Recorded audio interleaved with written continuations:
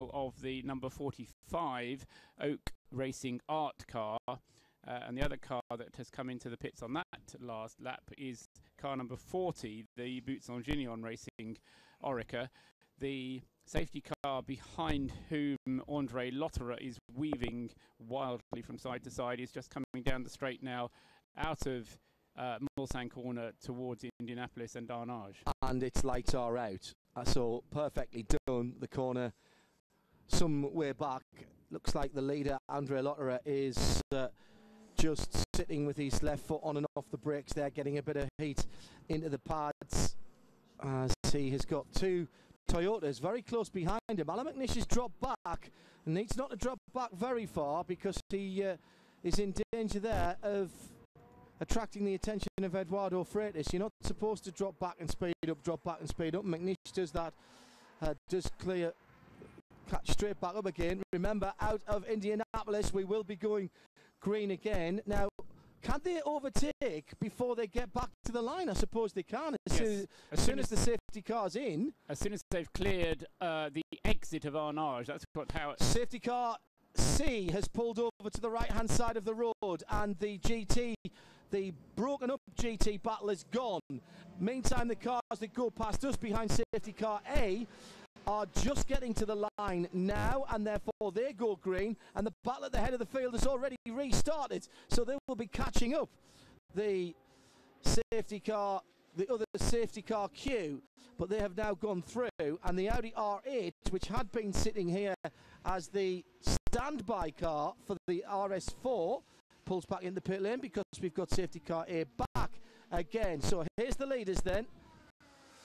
I really don't understand why they can't close the line of cars up, but let's leave it at that now, and we'll put the soapbox away for another year. Lotterer, Lapierre, Davidson, McNish and Degrassi, with Degrassi just back on the tail end of that 5-car train of the Works hybrid cars, and the two.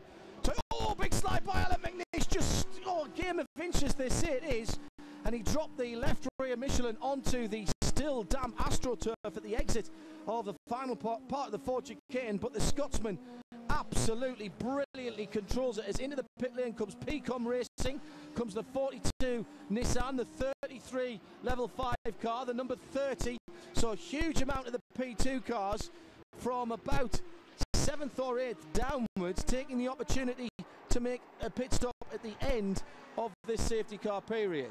Yes, and of course that's what Frank Maillot was trying to do, but of course he was in the wrong safety car queue, if you will, so it didn't quite work out as well for him as it will work out for these guys. But of course their pit stop is going to be made while other people are going at full speed, so it's kind of 6 of one, half dozen of the other.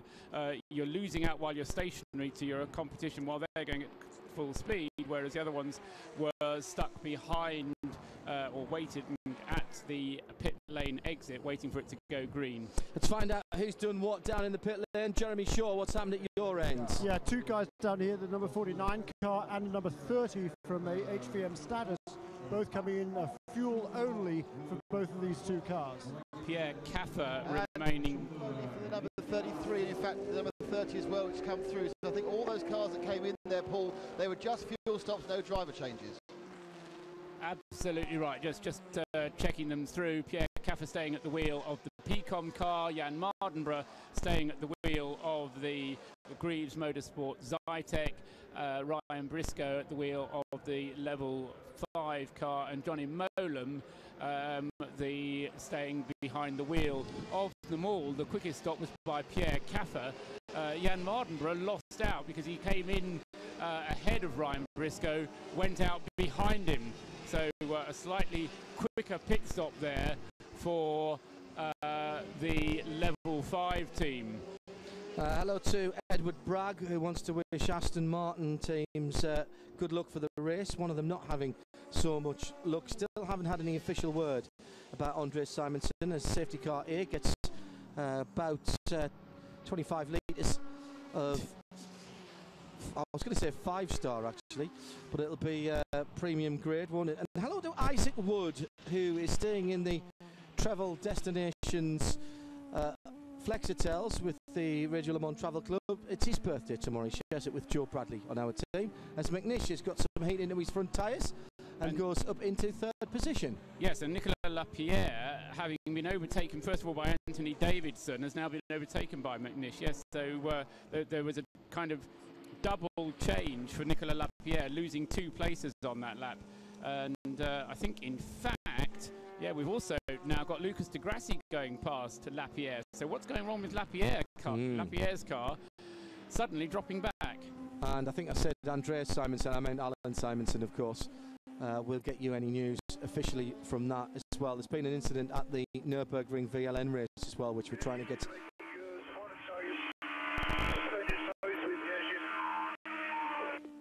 Well, didn't quite hear that from the Pits to Car radio, I'm afraid. There's been an incident at the VLN race at the Nürburgring this weekend, which we're trying to get some official word on before we pass that on to you. So it's Lotterer then that leads. He comes across to complete lap number 12, and a 3:25.8 is the fastest lap of the race so far.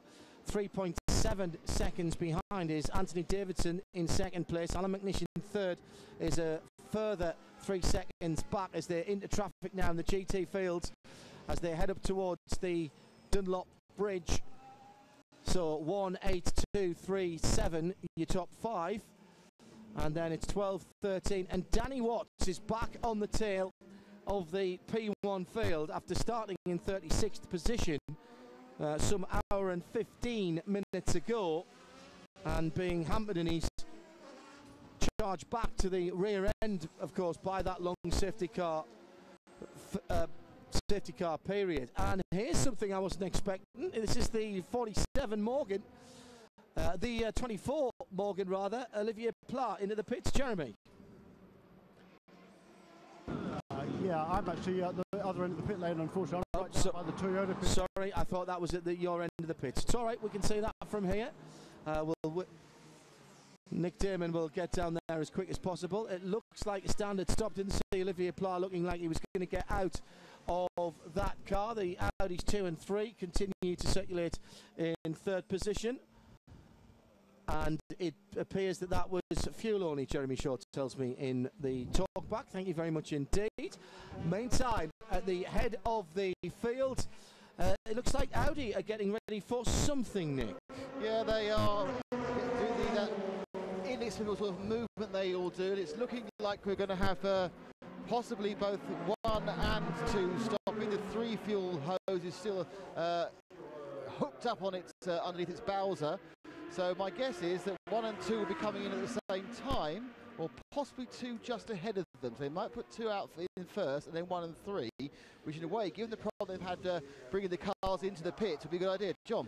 The 2 Audis are battling as they go down into the braking area. Alan McNish having been overtaken around the outside earlier on by a Toyota. How dare they make sure that his teammate can't do the same thing. And as they exit the right-hander at Mulsanne, they've pulled away from Nico Lapierre, who was so awesome earlier on. And I just wonder, Johnny Palmer, what's gone wrong with that number 7 Toyota, because the pace that was so evident earlier on has disappeared. Looks like it, doesn't it? Although it's just done a very good time through sector 2, so maybe all hope is not entirely lost. But yeah, Nicolas Lapierre will be ruining that safety car period, because everything was right before it and everything appears to be wrong now after it. I think it's probably down to the weather, isn't it? Because it's now fully dry, and I don't know, but we did have that period of drizzle at the start of the race, and I just wonder, but no, he's dropping away too quickly for that. There's a problem. I think there's an intermittent problem of something on Nico's car. Andre Lotterer, though, just to say quickly, on that last lap, the first flying lap, once the safety cars went in, a new fastest lap of the race, 3:25.866. Expect to see the fastest lap bettered as we go on, but that's as indicative as anything of the pace of the Audis. We had a 3:33 from Nicolas Lapierre on his first flying lap, but here comes Lotterer completing another lap, going through onto his 13th lap. A weird engine noise reported, and there may be gear shift a problem. That's what we couldn't quite decipher from that. Oh, and the 8-star car gets spun around by one of the Proton Porsches, I think, there, Johnny.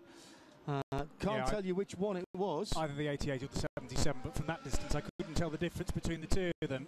The 81 car being driven by Enzo Potolicio at the moment and spinning on the inside of Arnage. Audi stopping, it's the number 2. Nick Damon is there. And he hits his marks, and it looks like it will just be a fill of diesel and a bit of a clean-up as they wash the windows and the lights. But just one garage up, it's the problems with the 31 Lotus. That trouble team came with an unpleasant burning smell, and they're having a look towards the rear left of the car, down in the where the exhaust and also by the drive shaft. So they're having a bit of investigation of the 31 car. Fuel's still going in. I think 55 litres of diesel they get.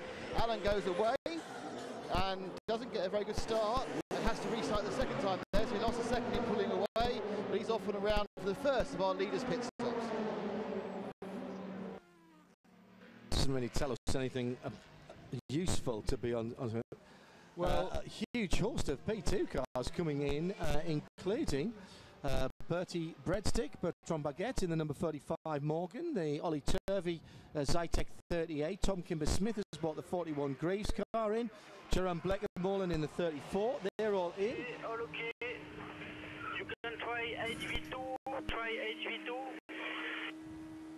Alright, that's interesting. I think that was a setting on the hybrid that's being talked about as the number 70 Labra competition Corvette has gone around, coming up to Dunlop and rejoined right in front of the number 13 car. No, yes, number 13, Andrea Bellicchi, just coming out the pit because he has pitted. And Nick Heidfeld must have pitted as well, has he?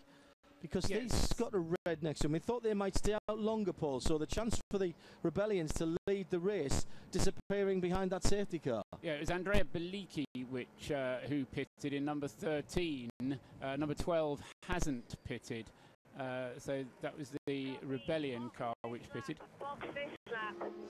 And that is Andre Lotterer's engineer, because that's Lena on the number 1 car. How can you tell? Yeah. So yes, and this, I just wonder actually whether that stop from Nish was to keep him out of the way. He was gone in 59 seconds. Sounds like the name of a film, doesn't it? But that's including the time spent going down the pit lane. So that suggests that it was slightly short fueled. 58 litres is the tank size. So I suspect that Alan and Nish had enough fuel for another lap, but they decided to bring him in early in order to keep him out of the way of the number 3 and the number 1 cars, as we hear Lotterer coming into the pits this time. Hello to our broadcast colleagues at IMS Productions who are listening in to the opening salvo from Le Mans 24 Hours, from getting ready for their Iowa IndyCar race over the weekend. I'm sure Dario Franchitti is listening in as well. Ryan Briscoe at the moment is driving the 33 level 5 car, which your brother is in later on. He did kiss the llama earlier on, Marino Franchitti, on the grid, and if you don't know what I'm talking about, at Dolly Z Llama on Twitter, as in comes the Audi, the leading Audi, the number 1 car, which means I get to say this year Toyota lead Le Mans. Anthony Davidson leads Le Mans. Go to Nick Damon, who's up at Audi.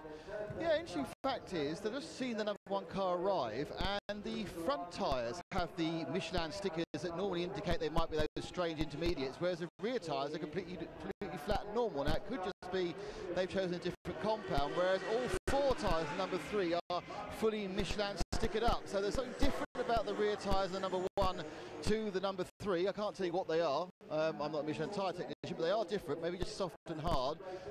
They've come in. It's very much a case, as Paul said, that they pulled that Alan in because they can't get all 3 cars into the pits at the same time. So they've taken the middle car, number 2, and they've got in first, so they can stagger them. And out they'll get absolutely copybook stops, and I expect a couple of seconds longer than Alan's, Paul. No, in fact, the Andre Lotterer was in for 59 seconds, exactly the same, and Lucas de Grassi's 58 seconds. Remember, Alan had that little stutter, didn't he, as he pulled out? So that was probably what made his stop a little bit longer. they did put in 5 more litres into Andre Lotterer's car than they did into Alan McNish's car, which is kind of consistent with, as I say, it being a lap later pit stop. Very quick stop for the number 12 Rebellion, reported to me by Jeremy Shaw, now powered by Nissan Pit Lane. He's down at Toyota because, Jeremy, there are signs of movement in the blue and white pit. Yeah, finally, just a little bit, but still, well, no, not really, actually. In the garage here, but certainly I wouldn't expect them in the next few seconds. Let's put it that way.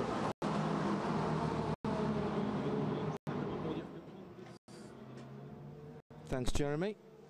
And so, Anthony Davidson by 8.5 seconds from his teammate Nicolas Lapierre. And look how flat, Johnny, that wing is set on that Toyota as it is coming down towards the Indianapolis Arnage complex, and having a couple of battling GT cars to get through, dives down the inside of the IMSA Matmut Porsche and now past one of the SRT Vipers. They do, to me, have a little look of the old Group C cars, particularly with those rear wings set so low on the back of them. Yeah, had to be careful there, didn't they? Just working their way through Indianapolis to get past a Porsche and a Viper at the same time. Obviously, they've dialed out any sort of downforce to get some top speed within these Toyotas. Just a word on P2, because Alex Imperatori, who was leading the class through the pit stop cycle, absolutely hammered the curbs coming into pit lane, and the car was virtually airborne. I don't know whether you saw that, but the KCMG car banging over the curbs, and that may well have done some internal damage, Paul. Or under the floor or something like that. Yeah. Nick Damon down at Lotus with the conflagration. Yeah, 31 came in, was wheeled back. They were looking at a slight burning smell. They were just about to send it out again. How do you look at a slight burning smell? Well, you can smell it. You then lift at the cover and look at where it's coming from. Oh, okay. They put the thing back on again, the cover. They're about to come out. Suddenly everyone jumps out, and there's a huge smell of fuel, and they extinguish the fire. So they may well have some form of fuel leak. But this is going to go on for a while. I think Jeremy's waiting for the number 7. Yeah, this number 7 car is just a hove into view now around the entrance to the pit lane. The crew is ready right here in front of it. One step back, the number 21 guys are ready as well. Stops right on his mark. Perfect stop there. They appear just to be they're cleaning the windscreen, they're cleaning the headlights, are replacing perhaps a drinks bottle, or probably I think just actually changing the data card in the they're just pulling out some data from the number 7 car. No sign of Nicolas Lapierre vacating that seat, and it will be a fuel only stop. They turn around the board, they're getting ready to go, and I think it's just seconds away. There comes the fuel probe, comes out of the car, and he has to wait a few seconds because the number 21 car comes in around him. Great heads-up work there by the Lollipop man. He makes sure that he waited until the 21 car, which is just 2 pits in front of the number 7, had to come around. So that cost him 4 or 5 seconds, which they didn't need, but a perfect stop other than that for car number 7. Might have cost them a lot more had they run into that car. We've seen cars get floor damage, and that can be very, very costly indeed. Nick Damon and Jeremy Shaw down there in the pit lane with a bit of heads-up work from the guy at the front of the Toyota. When you just have to know, ask the Nissan Pit Lane team. In the pits, in the paddock, in the know. The Nissan Pit Lane team. Nissan, we know sports cars. 91.2 FM around the circuit, radiolemans.com around the world, and in North America on Sirius Channel 111 and XM Channel 203. Take us with you this afternoon. Okay, Fox. Multi-11, position 3. Multi-11, position 3. That is going on there, radiolemans.com for Anthony Dixon leading the race at the corner, and that well, I think was matching Linnell, as I said earlier. And if you heard anything about it, a couple from the first 2 rounds of the WEC, the FIA Endurance Challenge, are available free to download on the appropriate part of the archive at radiolemans.com.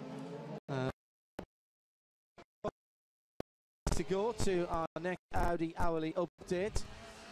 So we'll save the rundown until then, until after this pit stop. But it is Anthony Davidson who leads by some as he's caught up.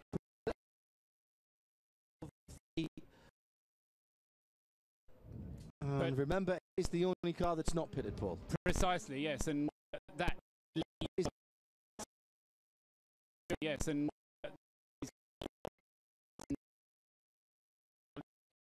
where he slots back in, so it'll be Lotterer, Grassi and McNish, and that's the other change that has happened through the pit stop, isn't it? Because Di Grassi has got out ahead, whereas the cars came in the other way around. So before they had the stop, McNish was ahead. So Lucas Di Grassi, by virtue of a very, very quick pit stop, as into the pit lane then comes leader Anthony Davidson, who still leads the race at the moment, but as soon as the car, Audi, presumably number 1, comes past, he will be taking the lead back again.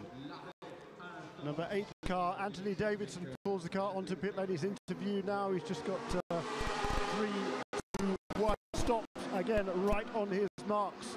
It once again, I think, will be a fuel-only stop, cleaning the headlights, cleaning the windscreen once again, pulling out the data from the number 8 car that the engineers will then pour over for the next 10-15 minutes to make sure to see if there's any changes they need to make, check all the pressures, the temperatures and everything else during that stint, just to make sure they didn't miss anything. Boy, that was a quick stop.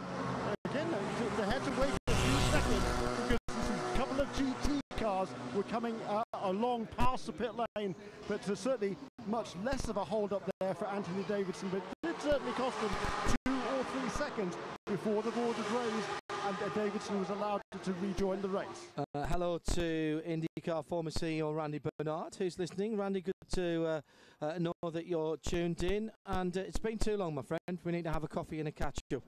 Paul, we've had all the leaders into the pits now. Let's just, while we get ready for the hourly update, one thing that we can do is update everybody on how many laps people have gone and who went longer than others. Now, I appreciate there's a long bit of safety car in there, but still, the stops have been staggered, as it were. I think more for logistical reasons than for how much was left in the tank. Yes, and that surprises me in a little way, because in previous years we've seen the teams, particularly Audi, bringing cars in together. They're not worried about it. They've, as I say, they just brought the cars in together.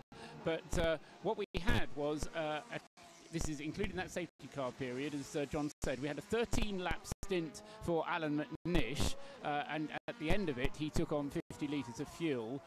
We had 14-lap stints for Andre Lotterer, the number 1 car, and for Lucas Di Grassi in the number 3 car, and they took on, well, actually Andre Lotterer took on a bit more fuel than Lucas Di Grassi did, but they both took on 55 or 53 litres. Then we had, that was, as I say, after 14 laps, and then after 15 laps we had the number 7 Toyota coming in, Nicolas Lapierre. He takes on 60 litres, and that was of petrol, obviously, into his 76 litres. What I don't understand is Anthony Davidson, who came in at the end of lap 16, the fuel he took on, according to the screen I've got here, was considerably less.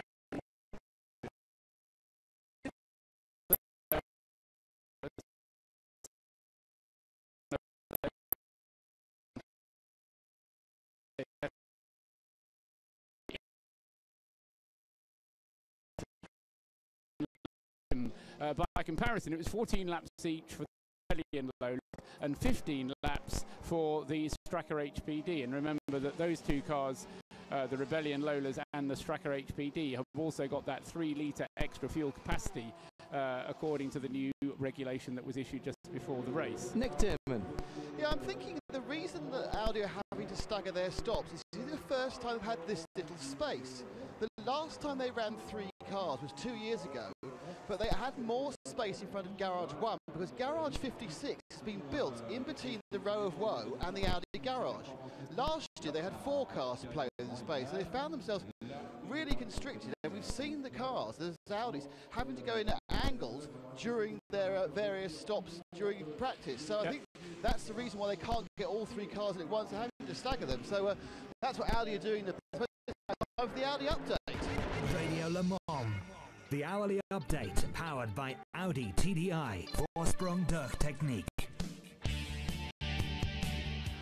So we're back to green flag racing, and there have been a few changes as we hit the half hour here at 4:30 French time on lap number 17. Andre Lotterer has just gone across the line in the number 1 Audi. He leads from Lucas Di Grassi in second place in the number 3 Audi. Alan McNish is now into third position as he will come across 1, 3 and 2 for the 3 Audis. In fourth position, the best of the Toyotas is Anthony Davidson, who is rejoined in the number 8 car with Nico Lapierre hanging on in 5th position, staying in the car as well. All of the leading prototype works cars have had one pit stop, as have the 2 Lola Rebellions in 6th and 7th position. It's 12 and 13, Heidfeld and Beliki, and they are still on the lead lap. Indeed, Nick Heidfeld's just put in that car's fastest lap of the race. In P2, there's been a lot of pit stops, and pretty much all of the top 10 have stopped. It's Olivier Plan, the 24 Morgan, that leads by 6 seconds on Bertrand Baguette, but Baguette's just pulled 2.5 of those seconds back on the last lap in the 35 Morgan that sits in second place. 49 Picom, Orica Nissan in third position for Pierre Caffa, and he is speeding up as well. I'll go through a few more of these because they are battling for position. 38 Zytec in fourth. Fifth is the 47 of Imperatori. Then Ryan Briscoe in the 33 HPT, the only HPT, surprising as that. Chassis won here last year. 41 Greaves, Tom Kimber-Smith is 15th overall. In the Pro category, the Porsche going long and into the lead. The 92 Porsche of Mark Lee ahead of Darren Turner, which was leading behind the safety car. 92 and 97 lead the Pro category. Rob Bell has just been in and out of the pits in the 99 third place Pro car from Aston Martin, and there was a touch in the pits when the 91 car was pitting. That was Bergmeister that was in that car. Indeed, he stayed in, and he's had a bump with Tony Vielander, I think that was, in the pit lane. Yes, it was the 71 car. So Jimmy Bruni's gone up into fourth position, but those cars still around about a minute and 2 seconds behind the rest of the field after being caught behind the wrong safety car or another safety car. In the AM category, it's Wolf Hensler leading in the 67 Porsche ahead of Daryl O'Young in the 55 Ferrari. Marco Ciocci is in third position, and that's because Pat Long took a pit stop earlier, although Pat has been running under 4 minutes. He did a 3:59.9 not so long ago, fastest lap by some margin in that category. So that's how it stands then, with Andre Lotterer on lap 17 at the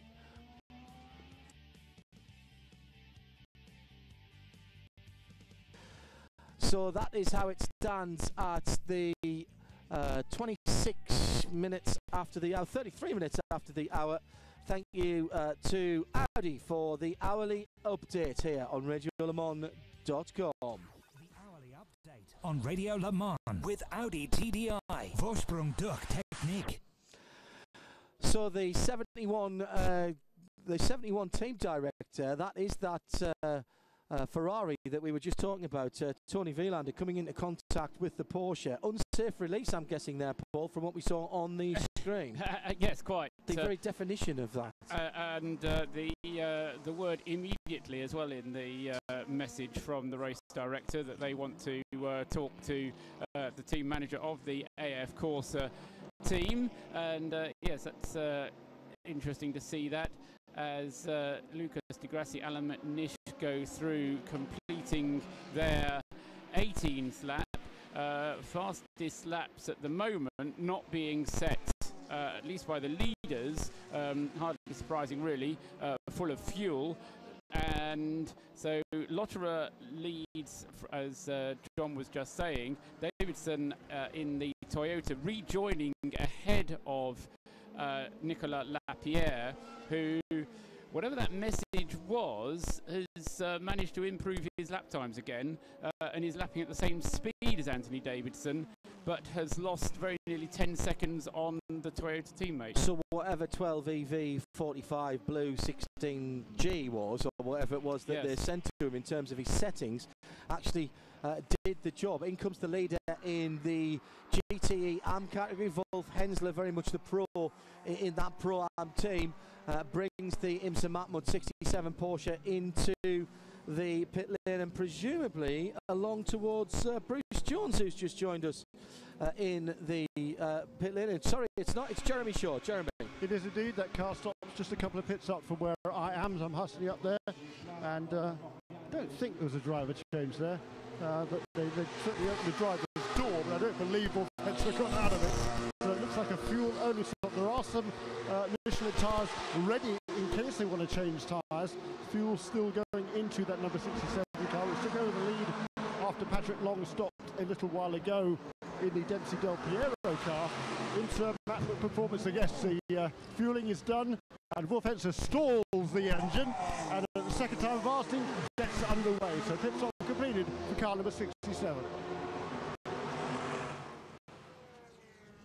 Turn my mic on, might hear me. Again, Arnage being the scene of a bit of bumping and boring there. That looks like the 33, the Caterham coloured car as well. So that was level 5, and the Caterham coloured car, they've just had a little coming together. Ryan Briscoe with Alexander Imperatori and Tom Kimber-Smith, 38, 47 and 33 in very close proximity indeed, and it's side by side as Tom Kimber-Smith comes down the inside of Imperatori into the braking area right in front of us into the first part of the Ford chicane, and unfortunately for Ryan Briscoe, he's just been bumped away from that and then got caught behind the GMW Ferrari, which has also just taken a pit stop, and they come across the line. They've been split up a bit from Jan Mardenborough, who is doing a cracking job. He's just on the back of that, your own Blake Molen, Maxime Martin.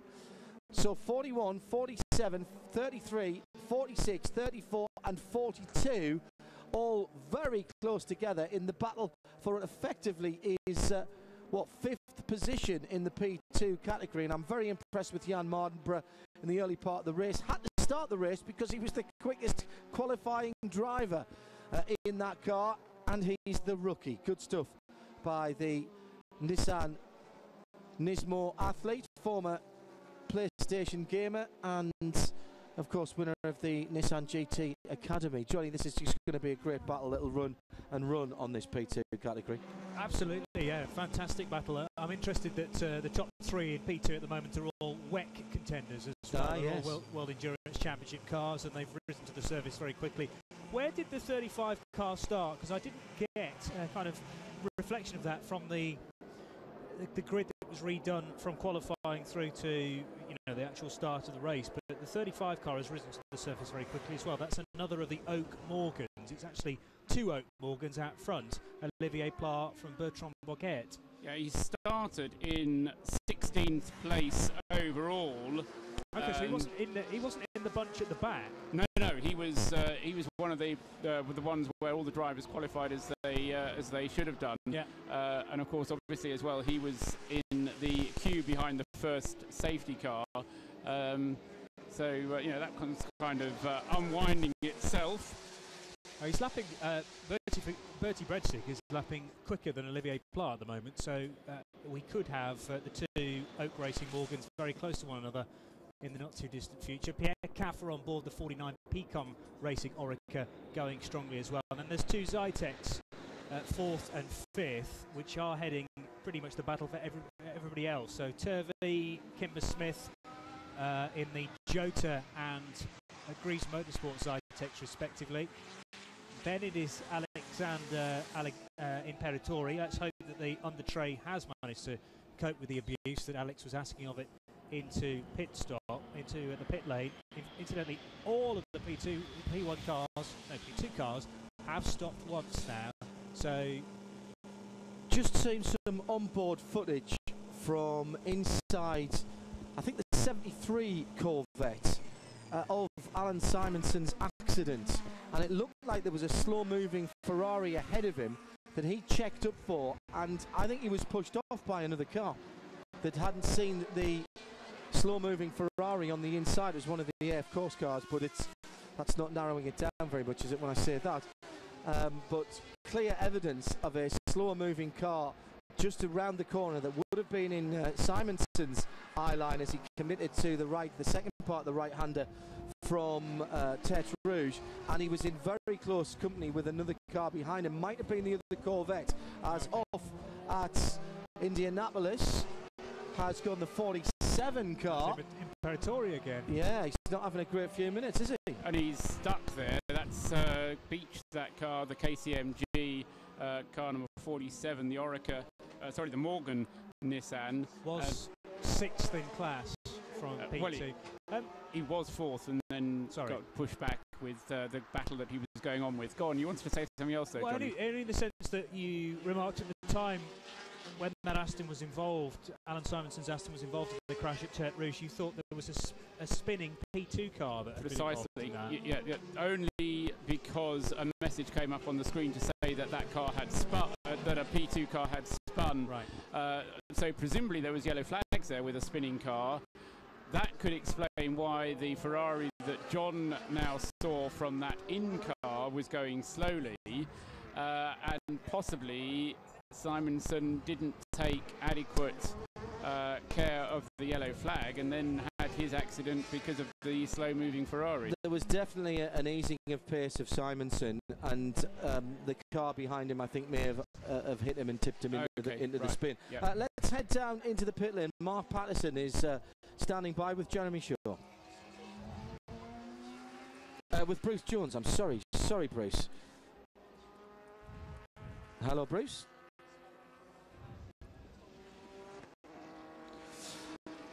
Let's, in that case, we'll go down to Jeremy. Clearly you were on my mind, Jeremy, and he's down in Dempsey Del Piero country. What have I done wrong now? No, I'm kidding. Hey, as we speak, the number 26 car comes in for a routine pit stop.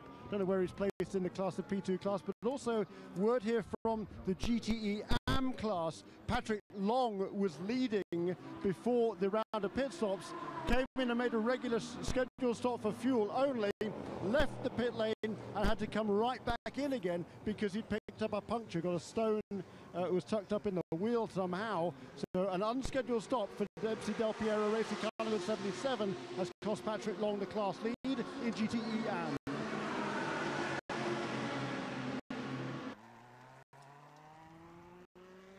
Imperatori rejoins the race from Indianapolis after his gravelly moment. Oh, a load of gravel pouring out the back of the car as well.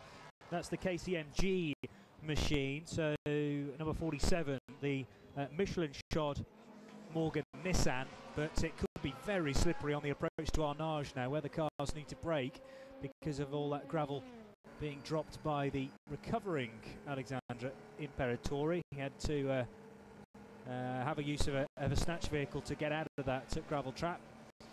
No other car involved by the look of things on the replays. It's one of the Audis, number 1 in fact, making its way down Mulsanne Straight and lapping the Crone Racing Ferrari, which is nearly all in a green livery, bar the roof.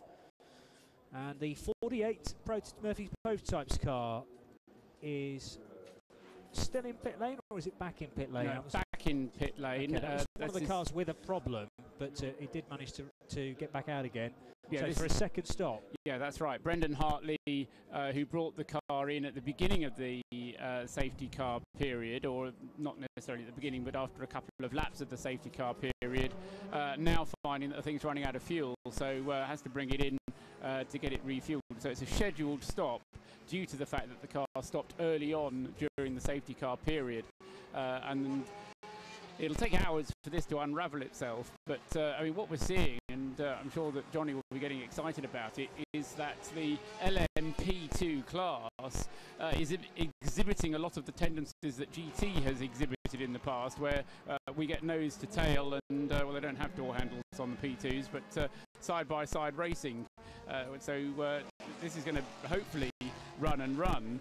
And as I say, with so many of the P2 cars as well out there, I think we've got a great race in prospect with currently the Oak cars, the Morgans of 24 and 35 leading the way, and the PCOM car in third place, with the recovering Alexandra Imperatori on his way back now, but yet to make it into the pit lane.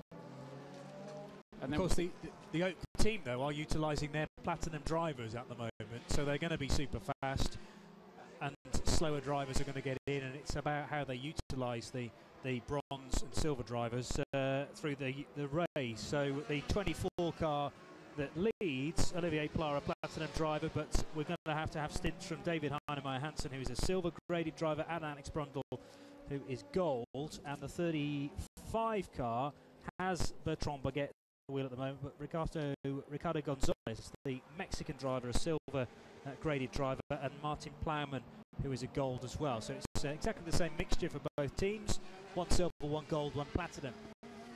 And they are first and second in P2 at the moment, 9th and 10th overall, cars 24 and 35. Exactly the same paint job for those cars, being black and pink. The rules demand that the silver/bronze driver in each of those teams drives for a 4-hour minimum period. Right. You've got and that's overall, you've got a maximum of 4 hours at a time, but in the period of the 24 hours of the race, the silver/bronze driver in the LMP2 cars has to drive for a minimum of 4 hours. Nose to tail for second and third in GT Pro, with Mark Lieb's Porsche 911-991 coming out of the right-hander at Arnage, and he's got Rob Bell for company in the number 99 car. You can tell the Astons apart, well, tell that Aston by the fact that it's got the green visor, the green strip across the top of the windscreen. They are nose to tail coming through Porsche curves. Keep an eye on that, as it is a battle for position at the head of the field, second and third, as Mark Lieb has Rob Bell right in his wheel traps. Rob Bell on loan from McLaren and doing a pretty good job. He raced at Spa to get some invaluable seat time as they come into the braking area right in front of us. An exploding view from our left-hand side, the brand new 991 Porsche RSR. Looks and sounds fantastic now. Who's got the power up the start-finish line? It's a gentle climb all the way up, and it looks like the Porsche will have a little more speed, and that rather surprises me. And Rob Bell is not pulling in even towards that right-hand kink as they go into the braking area into the Dunlop chicane. And let's head down to Toyota. Alex Wirtz is waiting patiently with Jeremy Shaw. He is indeed, and Alexander, fantastic opening couple of laps there from Nicolas Lapierre, but seems to be struggling now. Yeah, he put the hammer down right at the start in the slippery conditions. Was a great show, unfortunately, after the safety car. A few issues, he couldn't get up to speed that quickly. And that's sorted now, so he's piling back into normal lap times. Yeah, it cost him several seconds here before he went out, but there was an electrical issue in the car or some sort of a systems problem in the car. I don't know the details because honestly I was just sleeping. Good for you having a nap. Hey Alexander, you're one of the guys who's contributed to the safeisfast.com website. It's a website that's supported by the FIA Institute for Motorsport Safety, and a great way for young drivers to learn more about the sport. Yeah, I'm a big fan of Safe is Fast. You know, I work a lot with the FIA Institute on all safety matters. I'm doing the Young Driver Academy, for example, but also involved in all the safety meetings, pushing for safety. And it's a really cool program. It's very useful. You know, you have so many tips and knowledge packed into this website, and that's why also race fans should just have a look at it. Stuff. And recently, all the videos that are on there have just been translated into 64 different languages. www.safeisfast.com. Thanks, Alexander. 91.2 FM. Here's how it stands. Andre Lotterer by 23.5 seconds. Number 1 Audi from number 2 Audi, with Alan McNish in second position, about 1.5 seconds ahead of his teammate Luca Di Grassi. Audi's 1, 2 and 3 are positions 1, 2 and 3, with Anthony Davison some 37, 38 seconds behind the leader. Problems in the Gulf Racing pit with the front of the car still removed in that car. A bit of polishing of the windscreen going on, which seems somewhat superfluous at the moment as nobody's working on the bit of the car that's broken. The number 4 car, the number 8 car rather, in 4th position, and Nico Lapierre is 20 seconds behind his teammate. Well, not quite that much, but getting on towards it. And then the battle of the privateers, it's 12, 13 and 21, and the two rebellions, 12 and 13, separated by 25 seconds, but a good 15, 20 seconds ahead of the rest. It's 24, 35 and 49, Morgan and Orica in the P2 battle, with Ollie Turvey in the Zytek number 38 in 4th position. In GT, oh, this is going to start confusing me already. The lead GT car is on the first page of timing. In 24th position, Darren Turner has the 97 car in the lead, having passed Mark Lieb. But they're that was the Bell car that was still battling. In fact, still is battling, because it's on the screen in front of me now. So Mark Lieb in second for the 92 Porsche, and Rob Bell still right in his wheel tracks, coming through the Porsche curves now. That would be adding insult to injury if they lost second position whilst going through the curve that's named after him. Although it happened to Lorenzo recently, didn't it? In the last corner of a race that was named after him, got nerfed out the way by Marco Marquez in MotoGP. Marco Ciocci leads Am in the 61 Ferrari. Matt Griffin and Jack Gerber, his teammates. It's Wolf Hensler in second place, so that's a change after the pit stops. And then it's the Viper up in the 3rd position with Mark Goosens. That car's just crept up rather nicely, Paul. Yes, as Johnny was saying, by use of your silver, your gold platinum driver, then you can move ahead and maximise the performance, and that's what they've been doing early on in the race. They also were helped, of course, by the safety car, and that enabled them to have that good position. Just looking at the performance of the Toyotas versus the Audis, there's not a whole heap of difference in lap times between them. Basically, Andre Lotterer is lapping more quickly than the other two Audis, but there is a small difference at the moment. The Audis seemingly able to lap just a little bit quicker than the Toyotas are. However, now we're going to see exactly how the fuel consumption starts to enter into play, because we've had a whole stint of no safety car now, and I'm expecting Alan McNish, because remember he came in earlier at the end of the stints last time. I'm expecting Alan McNish in the number 2 car to come in for his pit stop this time around, and then it's going to be a case of whether he changes tyres on this one, or whether they try and triple stint the tyres and the drivers. Here he is in the pits then, spot on schedule. Alan McNish down the pit lane, up over the curbs a little bit, but into the pits at the end of his 23rd lap, a 10-lap stint from Audi, which is what we were expecting, John. Yeah, I've been looking in that video again as Alan McNish comes in of the incident with Simonson. He lost it on his own, and it looked like something broke on the car. It certainly was either a tyre going down or a suspension problem, possibly at the rear left, because the car let go in the biggest way as he was turning in for Tetros. No chance for the talented Dane to do anything about it. In comes the number 2 car. Alan McNish is remaining in the driver's seat. He's given up second position as Luca Di Grassi has gone through and claimed that for his own. Meantime, Rob Bell has a look down the inside of Mark Lieb going into the corner at Mulsanne.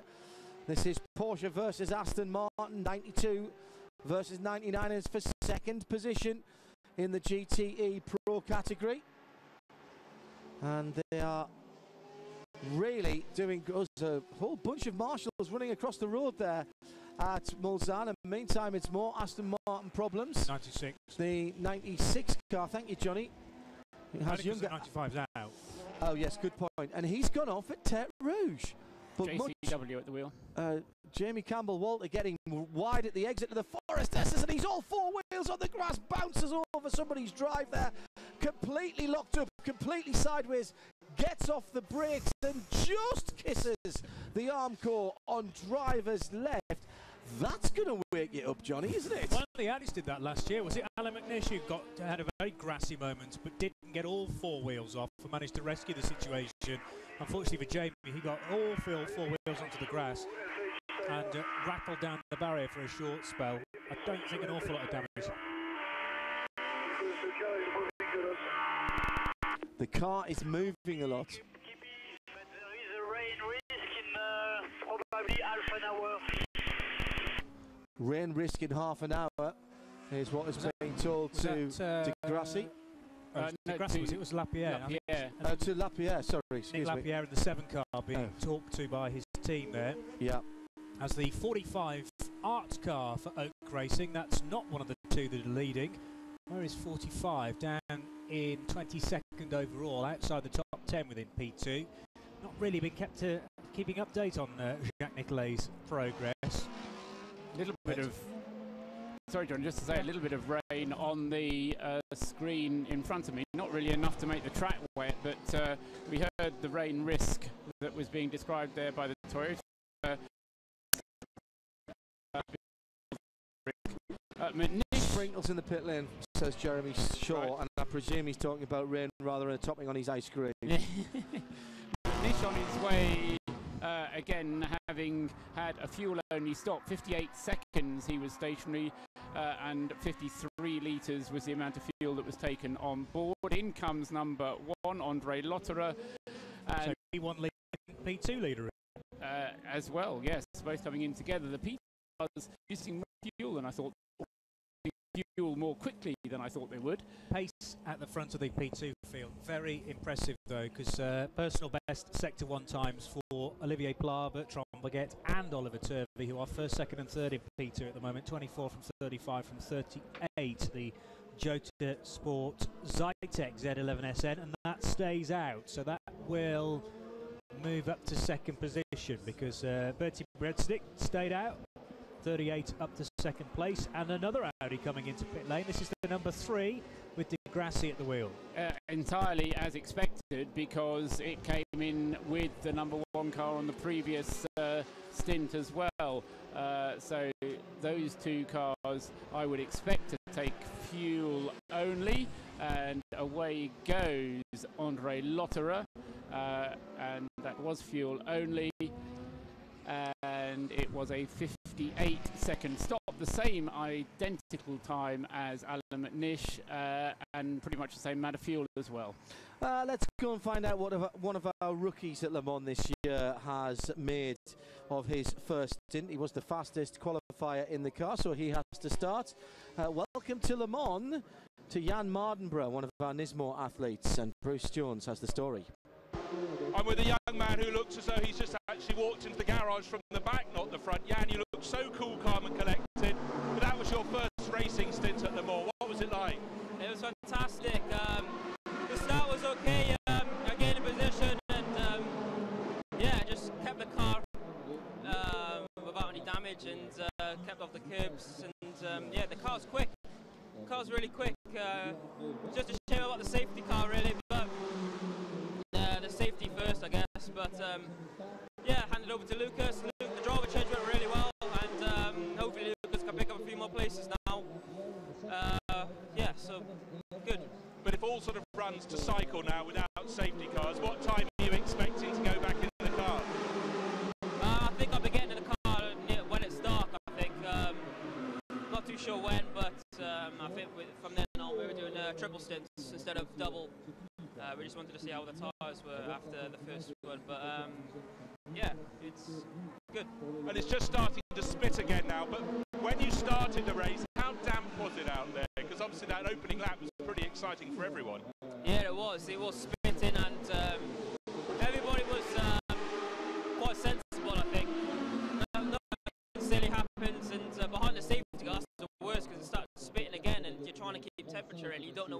go green, so you're weaving and trying to get temperature in the brakes, and yeah, it got a bit tricky. And then it went green, and luckily we had a bit of temperature in the discs, in the brakes, and in the tyres. But to you, just the real racing at Le Mans at night, the stuff you sort of dreamt about when you were young. Exactly. I mean, I love racing in the dark. It's fantastic. It's just you feel it's quite lonely, but it's an amazing feeling in the car just to be out there, you in the car in the dark. You can't see nothing but ahead of you. It's a fantastic feeling. Well, I'll leave you to eat your chocolate bar and speak to Ricardo de Villa. Well done, Jan. And I tell you what, it might be lonely in the car at night, but it's special lonely at Le Mans. It's nice, lonely. I tell you, I've just been checking some telemetry from the Audis, and the fastest part of the circuit now, of course, is the run down from Mulsanne to Indianapolis and Arnage complex, and the number one car in the hands of Andre Lotterer. I've seen 320 kilometres on an hour on their telemetry down there. Not now, because the slippery surface flags are out and it's starting to get wet from that end of the circuit. The windscreen wipers aren't on Anthony Davidson, who is back leading the race again. Andre Lotterer is out of the pits in the number one Audi, so they have made their second pit stop. All three Audis have made their second pit stop after how many racing laps for them? 23 racing laps for Alan McNish, 24 racing laps for the other two, Andre Lotterer and Lucas Di Grassi. For Nicolas Lapierre and Anthony Davidson, of course, remember last time around, Nicolas Lapierre came in earlier, and I'm expecting him to come in at the end of his lap 20. Well, this is going to be the big telltale as to what Toyota are doing. 26 or 27 laps I'm expecting for Nicolas Lapierre, and he's just gone through, or no, he's not yet just gone through, is he? He's about to come through and complete 25 laps. There he goes. So he's now completed 25 laps. He will definitely do 26. That would be an 11 lap stint. And he might do 27, which would make it a 12-lap stint. And certainly before the race, Toyota were talking very confidently about doing 12 laps, but I'm just a little bit doubtful of it with this increased pace that they're suddenly demonstrating, which they haven't demonstrated until the warm-up this morning. Having said that, because of this drizzle, it may well be that they do get a little bit better fuel mileage because they're slowing their pace. And of course, they're also in a position to put more appropriate tyre wear on, which I don't think the Audis definitely didn't, because they were doing fuel-only stops. When we say live from the event, that's exactly what we mean. Our team of experts are at the track, pounding the paddock, patrolling the pits. More driver interviews, more insight, more information, more excitement. As it happens, it's live, it's here. RadioLeMans.com. RadioLeMans.com. Another live event from the heart of the action. 91.2 FM around the track, around the world. RadioLeMans.com and on Sirius Channel 111, XM Channel 203. Good afternoon, wherever you are in the world. Welcome along to the 2013 Le Mans 24 Hours. Spinner up at the Dunlop curve. As for the moment, we've lost television. We're going to get some replays. We'll find out what car that is at the moment. Let's have a look at the weather on Radio Le Mans with Triumph Motorcycles, Britain's #1 bike mark. Drizzling rain on and off through into darkness, which will be about 9 o'clock this evening here, after that actually, about 9:34 I think it is, here at Le Mans, with overnight temperatures dropping down to 12 degrees. Expect the possibility of some mist in the early morning. It's more showers and sunshine, overcast conditions too tomorrow, so a little bit of everything. Top temperature on Sunday here at Circuit de la Sarthe, 22 degrees. And by the way, looking further ahead to Monday, further showers and longer periods of rain are being forecast, so if you're driving back to the Channel ports, please do so safely. I know everybody's in a bit of a dash and we all leave later than we should do, but remember, 110 kilometres an hour, not 130 in times of rain for your run back to the Channel Ports, all of you who are heading back to Blighty. The weather on Radio Le Mans with Triumph Motorcycles, Britain #1 bike mark, and you can follow Triumph Motorcycles on Twitter at official Triumph. Triumph Motorcycles, class leaders in every respect. Here's the rundown for you. Anthony Davison leads by 7.8 seconds, but owes us a pit stop. Andre Lotterer in second position, the leader, if you like, of the cars who have made 2 pit stops in the #1 Audi. Nicolas Lapierre is third for Toyota, but again, they are going a little bit longer on their fuel. Alan McNish is in fourth position for the #2 Audi. Lucas de Grassi is in fifth in the #3 car. All of the Audis have made 2 pit stops to the Toyotas, and indeed the Lola Rebellions just 1. Nick Heidfeld in sixth position is the best of the privateer cars. Non-hybrid as well, I suppose you could say, as we have a Toyota on the pit lane. I'll finish off those the class positions in just a moment as the #8 car comes in towards Joe Bradley, and Paul is going to say that is a... from Anthony Davidson. That's earlier than I expected him to come in, because Lapierre came in earlier on the previous stint round, so it was only 10 laps from Anthony Davidson. Oh, only 10 laps from Anthony Davison. Joe Bradley, any sign of Ant getting out of the car? Welcome to the Nissan pit lane, mate. It's great to be here at last. I've been uncaged. And the first car I greet is the actual leader, Anthony Davison, is staying in the car. I can tell you there's only fuel going in the car. The tyres remain. I wouldn't like to be choosing what tyres out there, because it's definitely raining a little bit harder. It's not going to show, though. That was quite routine. The car's back out and on its way. So that a bit of a surprise for you, Paul. We expected 11, possibly 12. It was a short stop, though, for Anthony Davidson last time around, because you remarked on that. Indeed.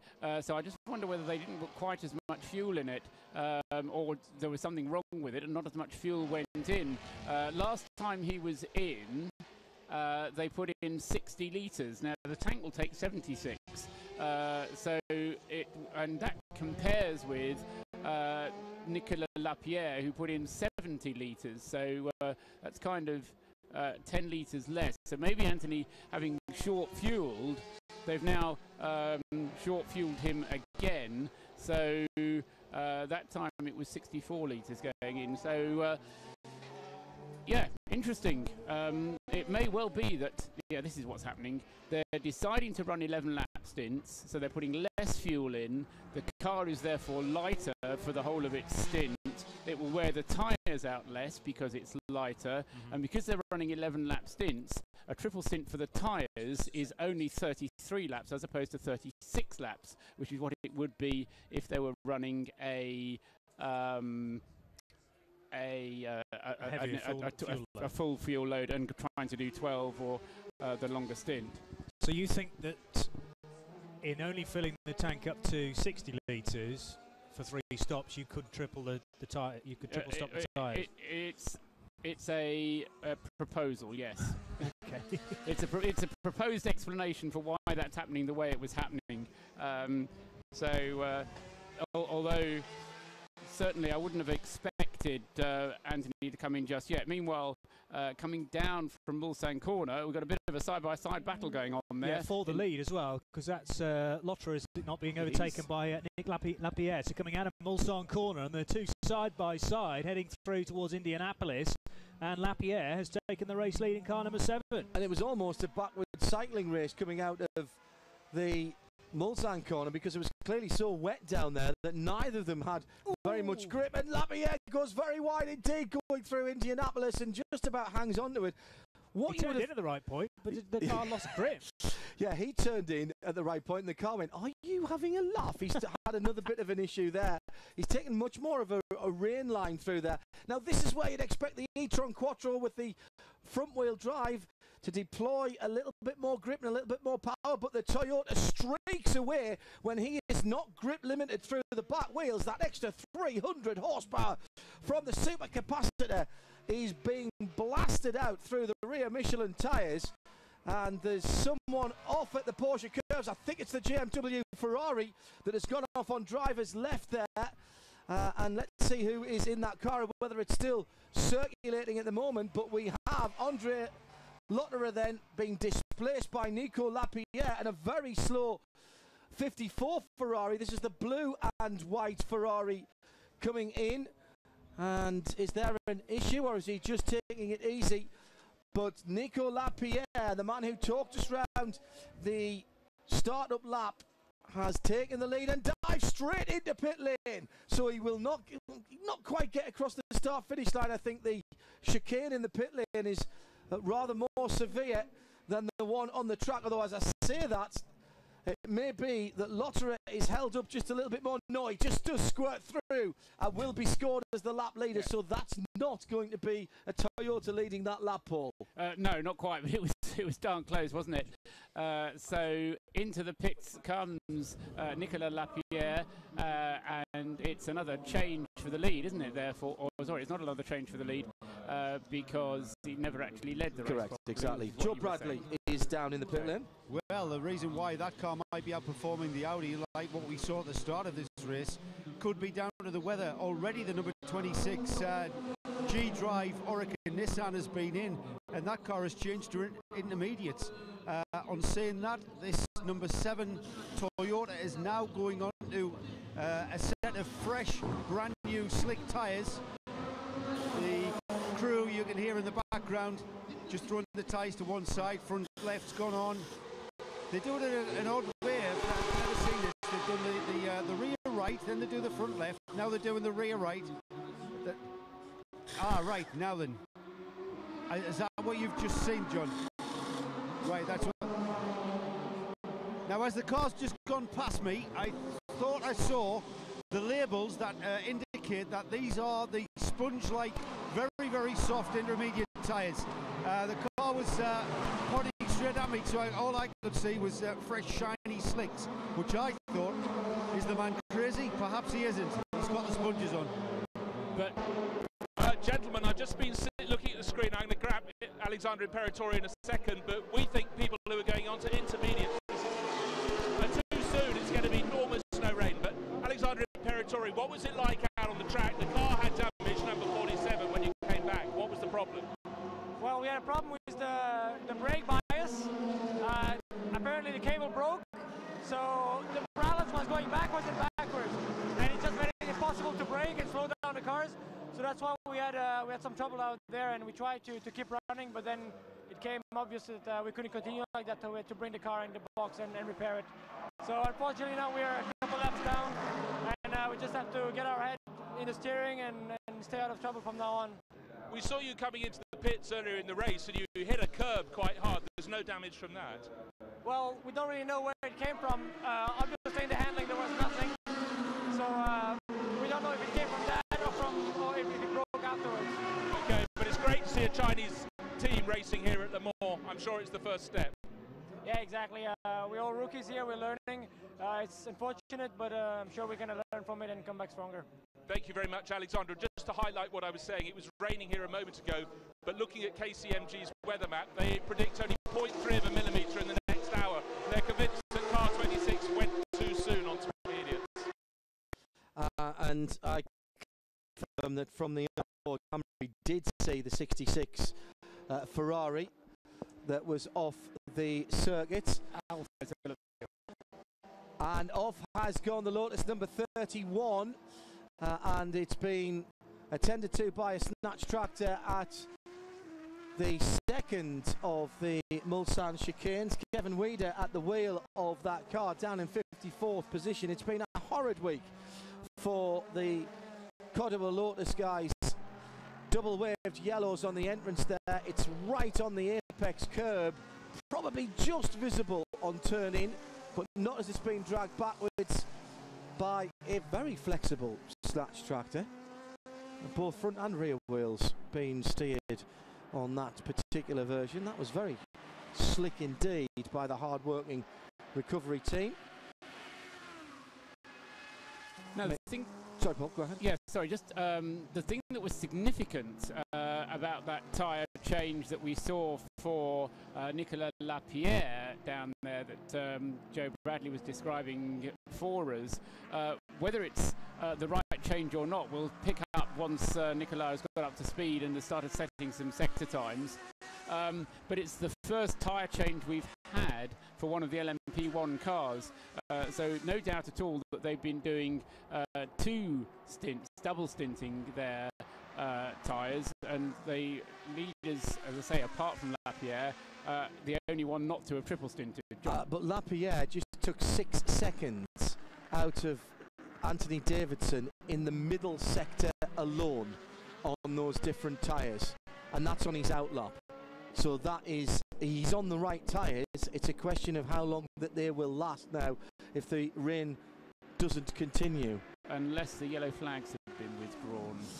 Yes, good point, because that would include that. I don't think 6 seconds is just for the entrance to the second chicane though, no. if I'm honest. It might be a second or two because you'd brake a bit later. As I just breathed in a little bit there as the number 12 of Nick Heidfeld was passing the still mobile Lotus, which is the 42 car. 32 car. 32 car, sorry, yes. I added 10 there, just you know, so that I could give a bit of discount later if it was required. Very good. 32 has got going again. Has it? Okay. Sorry, it was 31. 31 it was that was stuck. Right, that'll be okay. what I can see 32 going around the track. Olivia, I didn't quite run down 12 minutes ago the rest of the battles in the... and we're already in time for another quick rundown. So 1, 2 and 3, Audi, 36 seconds between the three of them. P2, 24, 38, 46. Separated by a second and then 3 seconds. The two pro leaders continue their march up the timing and scoring screen. The 21st and 22nd for Darren Turner, Mark Lead and Rob Bell also there at the moment. So the battle in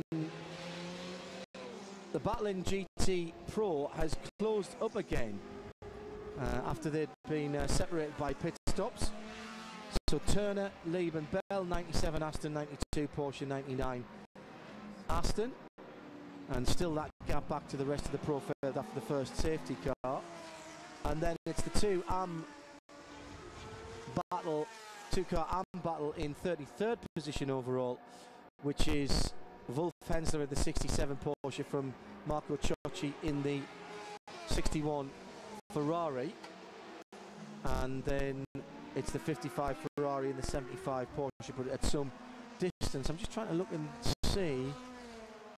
58.7. Well under a minute now. The field are catching those three pro cars that got away. They were about 1 minute and 30 seconds ahead, and now it's well under 50 seconds between the three that got separated from the rest of the pro field, if you follow my thinking. So the chasing pack, led by Jörg Bergmeister in the 91 Porsche and pushed by Tony Vielander about 3 seconds further back, are still right there. Jimmy Bruni and Vielander having a cracking scrap at the moment as they come into the braking area for Mulsanne corner. 71 and 51 battling over 4th and 5th position, and there is the Porsche, in fact just ahead of them, of Jörg Bergmeister, the second of the two 50th anniversary celebration 991s. And by the way, if you follow these things, we've started to get some data for the Green X Challenge by Michelin, and the top the 28, the 55.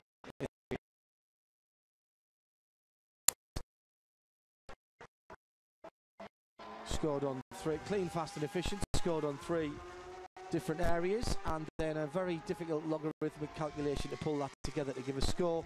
Lowest score is the car that leads. It's all about resources and speed. I think it's possibly partly being led by 28 because that had a long pit stop and is a long way behind everybody else, so they haven't had a chance to use as much fuel. So their time is reflective of the fact they were behind the safety car. and there comes the car back into the pits again. So I don't know how much longer that will last for. I'm just looking down at time spent in the pits. Stracker Racing 21, Danny Watts came in, and he was long enough in the pits to change tyres, as was the number 12 Rebellion Lola of Nick Heidfeld. So I don't know that they changed tyres, but they were stationary in the pits for long enough that they could have changed tyres. So we'll put it that way. As the number 7 5th place Toyota goes across the line, that's Nicolas Lapierre, who is now not lapping any more quickly than the cars immediately ahead of it. So I'm thinking that that improvement in the middle sector was more that they just oiked the Kevin Weeder Lotus out of the way, John, and it was a non-yellow flag. I don't know. Nick Damon is shaking his head, so it's dried up more, he says. Not on the pit lane now. Joe Bradley's just told me it's raining properly. As in on pit lane, and with the rear deck off is the... Well, that car's been ruled out of the pits, in fact. This is the 28 Gulf Racing Lola Coupe with full wets on that car, and a new rear valance and rear wing being attached to the gearbox, and then the engine cover replete and resplendent with its Nissan logos is fastened on using the usual clips. Problem for the 28 car. That's the car you're just looking at. Which is the car we were just looking at. Speeding in the pit lane. It's been in the box for ages. Has it just been out and back? No, it's just come in. Right. It's just come in for that. That was its a new pit stop for it. Excellent. 1, 2, 3 for Audi at the moment, and there has been finally that change for 4th place in the GT ARM category, with the 51 car of Jimmy Bruni getting by Tony Vielander, not without trading a little bit of Ferrari red paint, but as they're both the same colour, that's not an issue. And in the ARM category, it's Hensler from Ciocci by about a second.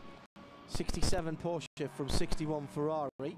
97 Aston still leading the Pro category. That's the multicoloured car, which we're reliably informed swaps colours during the night. I'll believe it when I see it. Oh, yes. Clever. The side that's mainly blue becomes mainly white, and the side that's mainly white becomes mainly blue. Is that right? It also swaps colours if you change the side of the circuit that you're on as well. Because if you cross a bridge, it's a blue car on the outside of the circuit. That's what you mean. And a white car on the inside of the circuit. Yes, but they've told us that this colour scheme, which is blue on the left and white on the right, will flip around at night, just to confuse us. So it'll make it look like it's going backwards. I was just trying to have you on, that was all. Okay. The spotter's guide by Andy Blackmore tells us that it is a white. Oh no, it doesn't tell us anything. It has been put on that on V2 or V3. It would tell us that it's the blue car, because it's blue down the left-hand side, down driver's left, and white down the right-hand side. It's just coming through Ford chicane now, in fact. A great chance to see. White. It's white on our side. It is a white car, but if I later on tonight go and watch it Dunlop S's on the outside of the circuit, it'll be blue. Oh no, it might be white because it's dark. See, so you've just confused yourself there. Along with everybody else. Carry on, as you were. Let's just hope it's not dark coloured underneath and you're looking at the exhaust pipe. That's then everything's gone horribly wrong. As my father, who was a policeman for many years, would say, it may not be very pretty, but it confuses the witnesses. Which is always a good one. As the two Ferrari fail to be passed by the Gulf Racing Lola heading into Indianapolis Arnage, where you would have thought the P2 car would have had some advantage. And in fact, the Ferraris are pulling away. The blue flag's waving for the Ferraris, who are pulling out on that P2 car. And is that a slow SRT ahead of them as well? Has there been a little incident for that car? The Chevy Corvettes, by the way, are in behind the Aston Martin of Pedro Lamy, 98, 74 and 73 in 6th, 7th and 8th position in GT Pro. But something like, we're getting on for 3 minutes, 2 3/4 minutes behind the leader in class. Now a good minute and a half of that was due to the safety cars as the Ferrari screamed past. But it's it's interesting that the 51 Ferrari and the 71 Ferrari have closed down on the leaders, where the Corvettes really haven't.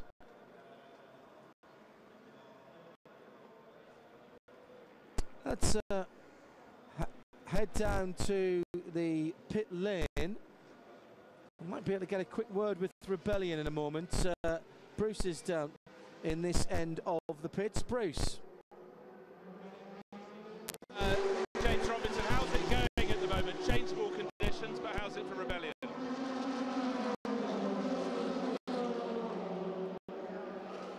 Yeah, obviously very difficult with the changeable conditions.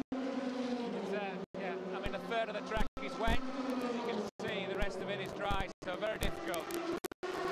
How about the car at the start of the race? It does do so much good work if you get it wrong. Yeah, I mean, obviously you pay the penalty for pushing hard at the beginning with a safety car, but I think everybody had the same penalty. How's your weather forecasting? What do you see coming? Just a similar thing for the next hour or so. It's just showers in the area. Okay, we'll see. Thank you very much. That was James Robinson at Rebellion Racing. Thanks, Bruce. Part of the Powered by Nissan pit lane team. 20 minutes past 5 here at Le Mans as the leader Andre Lotterer turns right-handed and then scoots across to the left-hand side of the circuit into the Porsche curve. Still slightly damp there, but you wouldn't think it looking at the body language of that #1 e-tron R18 Quattro, just running out over the exit curves of the final left-hander. He'll be in our sight in just a few moments as he gets towards the edge of the pit lane entry, and he will have to deal with a Ferrari. And if I looked out the window, I would have been able to tell you what that Ferrari was, but I was so entranced by the onboard that I was watching. So 55. Thank you, Paul. The Pier Giuseppe Parazzini AF Corsa GTE AM car. Just waiting for Alan McNish to come through in second place. When he does so, he'll be completing 31 laps. The good thing about doing 10 lap stints is it makes it much easier to work out than when you're doing 9 or 11 or any other sum, which isn't quite as easy to multiply as 10 is. But Alan McNish will be due in, according to my timing rather than necessarily lap counting, around about 5:30, so just 8 minutes away until McNish is due in again for a pit stop on lap 33. Although with the rain coming down and the lap times around the 3 minutes 35 to 3 minutes 40 mark, there is a greater chance that they'll be able to extend it. And there is also perhaps a greater chance that Toyotas will be able to extend their stint to 12 laps. The problem will be that if, as we were suggesting, that Toyotas didn't actually fill it all the way to the brim with fuel in order to remain as light as possible, they're going to need to come in. So this is a difficulty with fuel consumption. You need to have a whole lap's worth of fuel in order to do the extra lap, obviously. And Martin Pass says you are absolutely right that Alan is on for 11. Okay, good. So that's purely because of the reduced pace. Good.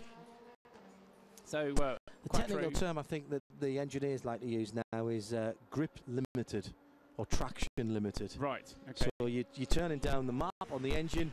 You're not wanting to spin the wheels up as much. Therefore, you're not using the same sort of aggressive nature on both the throttle or indeed on the map. Therefore, you don't use as much fuel. Yeah. No, okay. it all makes sense. That makes perfect sense to me. Thank you to Martin Pass. In which case we'll expect him in at 34 laps, which means we'll be able to get through the half-hourly bulletin before McNish comes in. And remember, McNish is kind of the precursor to all the other Audi pit stops. And it's funny how possibly using their experience, both Alan McNish and Tom Christensen seem to be able to get better fuel consumption than some of the other drivers that are in Audis. I had a look at a lot of the efficiency of the cars over the winter. This was obviously using last year's data, and whichever car they were driving, because you remember last year, of course, we had 2 e-tron Quattros and 2 Ultras racing here at Le Mans, and during the season we had different mixtures of the 2 cars, but whichever car Christensen and McNish were in, that tended to be the more fuel efficient one, regardless of whether it was hybrid or whether it was Ultra. Right, what is your complex calculations telling you, Johnny Palmer, because you've been typing away tippity-tappity more than Bruce Forsyth on a talent show. What's going on? I'm just interested in how this P2 battle is shaping up. Basically, all the teams, majority of the teams, have put their platinum driver in, so it's not reflective of how the whole of the race will pan out. A Corvette's just gone very deep into Dunlop Curve, I notice. I can't tell from the onboard. At 74. Oh, yeah, there it is, right in the middle. Yeah. It's better when you go onto the bridge because you don't get the reflection. Correct. Yeah, the 74 car went very wide in a trip through the gravel there for Ollie Gavin, so that will take some scrubbing of the tyres before the car can be back up to speed. It's rejoined right in front of Andre Veliki. Looks like in the Toyota-powered Lola. Going very slowly is Ollie Gavin as well, so maybe not confident to push hard on the entrance to Tête Rouge. What can I tell you? Not a great deal, really. The pit stop cycle is going through now for some of the cars. Interestingly, Bertrand Baguette's been in 3 times and is still in 2nd position in P2. It's still the Morgans out front, 24 from 35, but because of that 3rd stop... Oh, that's the replay. That's the Gavin incident. All right. That's very unusual for Ollie. Just turned into that first right-hand kink. It's very greasy there. Lost the front end, got understeer, got oversteer, and actually did very well, did the tall fella from Yardley Hastings, to keep that car out of the gravel and keep it going. He's lost maybe as little as 25-30 metres on the Aston that he was battling against. Which is that now, though, because it's been very slow since the incident. Yeah, well, it's still Pedro Lamy just ahead of him. When you see the next shot, there's Lamy just going out of the picture, and there is Ollie Gavin. I agree, he was a little bit closer to him, but he's certainly lost sight. And look at how the Corvette pulls along behind the Murphy prototype P2 car all the way down to the braking area for the 2nd chicane. Yeah, that's the Caterham Grease Motorsports. Oh, sorry, yes, it is. Yeah, good point. Yeah, it's straight line speed didn't look that significant between the two. It is now, obviously, because the Zytec is stretching its legs coming through that right-hand kink after the 2nd chicane on the Mulsanne straight. Just immediately after that visit to the gravel, though, Ollie was a bit ginger through Forest S's and onto Tête Rouge whilst the tyres cleaned themselves up. And we'll be back to race speed now. How's the 74 doing? Disappointing the Works Corvettes in qualifying. It is 7th in class at the moment. A class led by Darren Turner in the 97 Aston, from Mark Lieb in the 92 Works Porsche, and Rob Bell in the 99 Aston. They're 1st, 2nd and 3rd in the Pro. Don't forget, you can get in touch with us at Radio Le Mans, at Specutainment, are you at Cabana Boy now? At Cabana Boy 24. Right, very good. And that was the only one that wasn't taken. All right, no, but very good. At Cabana Boy 24 or on the Radio Le Mans forum, radiolemans.com, going on to the Le Mans part of the forum, and the collective is there waiting for you. Already, I think 7 or 8 pages of chat. Let's go down to the Powered by Nissan pit lane, where we have Bruce Jones with he's had 2 SRTs recently. One came in, they both came in on slicks. Car 93 was given, on rain tyres. Car 93 was given some slicks and sent on its way. They brought out the slicks for Mark Goossens in car 53 and then took them back into the garage. So they've split their odds. 73, the Corvette, just 2 garages up the pit lane, came in. At the same time, number 99 is getting busy. Number 98 is about to come in, the Aston Martin. We're going to have a driver change there. All the others were tyres or not, and some fuel. That's it. So it's getting quite busy in the GTE Pro area. Joe Bradley, also action at your end of the pit lane. Well, yes and no. We had some tyres being brought out for the number 30, that's the HBM Status Grand Prix Lola Judd in LMP2. That's what's happening. Well, the tyres that were brought out were cut intermediates. basically it's a slick with like slots cut into the tread. Very, very minute slots, I'll have you. But those tyres have now been, there was lots of consternation in the team. Everybody started running around, and the reason they were running around was they were taking the intermediates back. The car's now just pulling in. The intermediates have been put away and slicks are going on the car. It stopped raining at the moment, but it kind of, it's just like blustery, showery, gives you the impression that it's going to pour down and then it just goes away. That car should be going on to slicks, off wet tyres. When you just have to know, ask the Nissan Pit Lane team. In the pits, in the paddock, in the know. The Nissan Pit Lane team. Nissan, we know sports cars. Radio Le Mans. The hourly update powered by Audi TDI. Vorsprung durch Technik. So we are once again at half past 5 in France. In this case, the leader is Andre Lotterer for the number 1 Audi. He's completed 33 laps and he's 34 seconds ahead of the number 2 Audi currently, with Alan McNish on board. Lucas de Grassi in the number 3 Audi is third, and he's a further 4 seconds behind his teammate McNish. The first of the Toyotas in 4th position. He's 20 seconds further back down the road, and that is the number 8, Anthony Davison, currently at the wheel. In 5th position is the second Toyota, the number 7 of Nicolas Lapierre, and he is some 12 seconds behind. No, he's not. That's nonsense, Johnny. He's 8 seconds behind his teammate. The best of the privateers is the number 12 Rebellion Lola Toyota of Nick Heidfeld, and he is 53 seconds ahead of his teammate, and about the same distance ahead of Andrea Bellicchi is ahead of Watts. So in the privateer battle, 12, 13 and 21.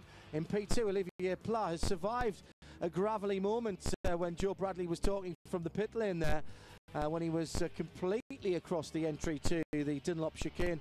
The 24 Oak Morgan Nissan leads, and it's Bertrand Baguette in second place in the 35 Morgan, with Ollie Turvey third in the Zytek, the 38 car, and he's just 4 seconds behind Baguette, although he's lost a little bit of time last time around. The GTE Pro battle is led by Aston Martin number 97.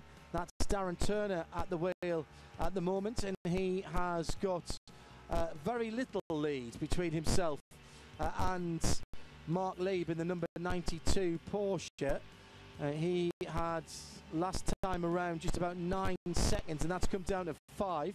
And in fact, Mark Lieb has just gone through into the lead because Darren Turner has been into the pits. My apologies there. Just seeing that updating on the screen. So 92 Porsche leads from.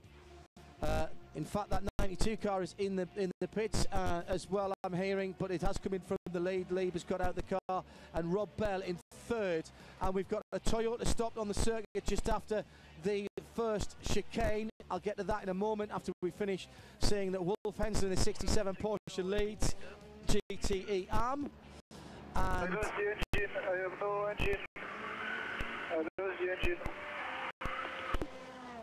And this is the 7 car. 67, 55 and 61 are the leading cars in the GTE AM category, and that's the hourly update with drama for Toyota and the number 7 car on the Mulsanne straights. Hourly update on Radio Le Mans with Audi TDI. Vorsprung durch Technik. Well, the good news is that car has got going again. The number 7 grinds to a halt. Let's have a listen to the onboard coming into the first chicane with one of the Proton Porsches ahead of him.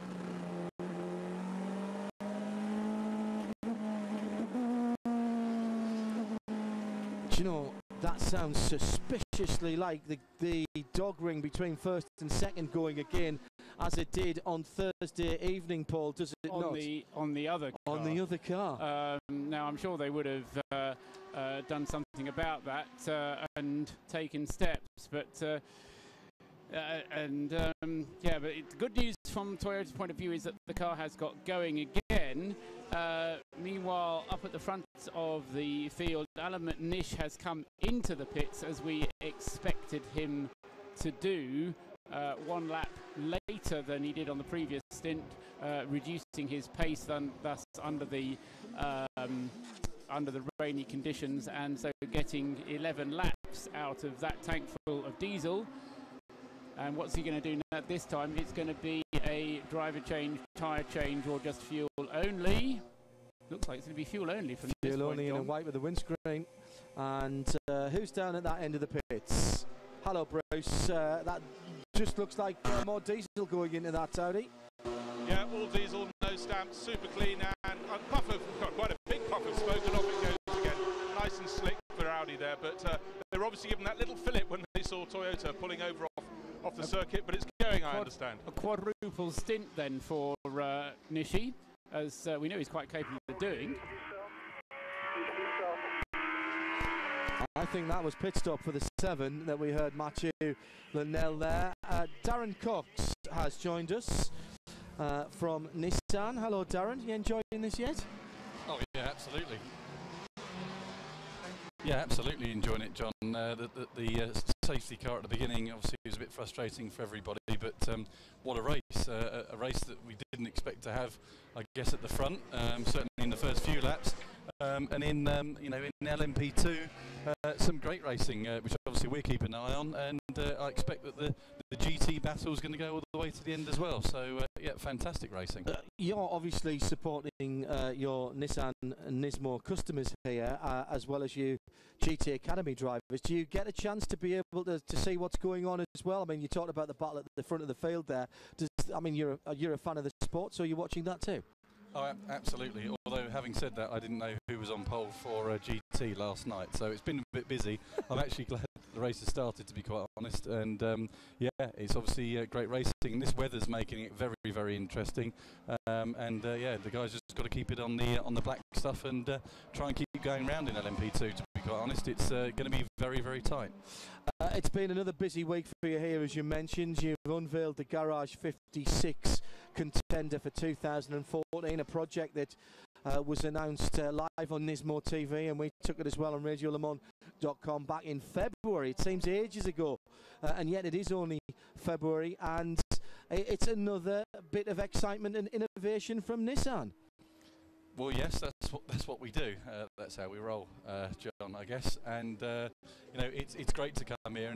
And the great thing about Le Mans is the rules, the organisers, the circuit, the fans allow you to do that innovation. In fact, they'd be expecting you to do that.